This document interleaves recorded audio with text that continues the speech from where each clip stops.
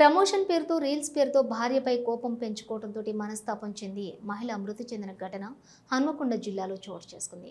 హసన్పర్తి మండలంలోని ఓ విల్లాలోని cardiologist doctor Srujan, అతని భార్య డెంటల్ సర్జన్ డాక్టర్ ప్రత్యూష నివసిస్తూ ఉంటారు.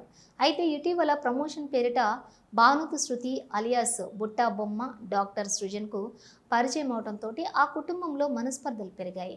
దీంతో డాక్టర్ ప్రత్యూష ఇంట్లో ఉరేసుకుని ఆత్మహత్యకు పాల్పడింది. బుట్టబొమ్మ వల్లే తన కూతురు జీవితం ఆగమైందని మృతురాలు తండ్రి రామకిషన్ ఆరోపించారు.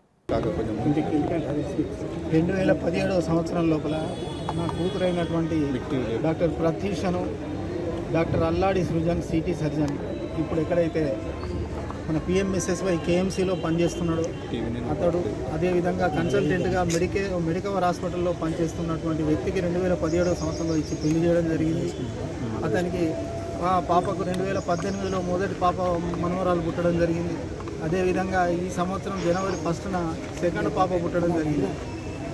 ఈ మధ్యకాలం లోపల దాదాపుగా మంచిగా ఉంటున్నారు అని చెప్పి సంతోషిస్తున్నటువంటి తరుణం లోపల ముఖ్యంగా ఎప్పుడైతే మెడికవర్ హాస్పిటల్ ఓపెన్ అయిందో దాంట్లో కన్సల్టెంట్గా చేరిండో ఆ కన్సల్టెంట్గా చేరడం లోపల ఆ ఓపెనింగ్కు వచ్చినటువంటి ఒక భానువతు శృతి ఎలియాస్ బుట్టబొమ్మ అని చెప్పి ఇన్స్టాగ్రామ్లో ఉన్నటువంటి అమ్మాయి ఏదైతే ఉన్నదో అక్కడ ఇంటర్వ్యూ చేయడం తోటి మొదలైన వీళ్ళ ప్రవర్తన, వీళ్ళ ఒక అఫైర్ మొదలయ్యి ఇక పిల్లలను, నా కూతురును చిత్రహింసల పాలు చేసుకుంటూ అసలు ఏమాత్రం పట్టించుకోకుండా తిరుగుతూ ఉంటే నా బిడ్డ ఫస్ట్ వాళ్ళ అత్తకు మామకే చెప్పుకోవడం జరిగింది. చెప్పుకుంటే వాళ్ళు అసలు నా కొడుకు ఇలాంటి స్నేహాలు, ఇలాంటి స్నేహితులు ఎంతోమంది ఉంటారు, వాళ్ళను నువ్వు పట్టించుకోవాల్సిన అవసరం లేదు, నా కొడుకు మొగోడు కాబట్టి నువ్వు ఏం చేయొద్దు అని చెప్పి బూతులు తిట్టి ఆమెనే కొట్టడం జరిగింది.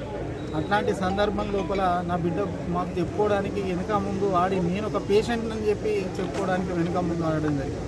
ముఖ్యంగా వాడు ఆ అమ్మాయిని ఏదైతే ఈ శృతి అని ఉన్నదో ఆ అమ్మాయిని పెళ్లి చేసుకోవాలనే ఒక దురుద్దేశంతో నీకు డైవర్స్ ఇస్తాను, ఎక్కువ తక్కువ ఆవాజ్ చేస్తే నిన్ను వదిలేస్తా చేస్తా అని ఇట్లా బెదిరించుకుంటూ వచ్చేసి మొన్న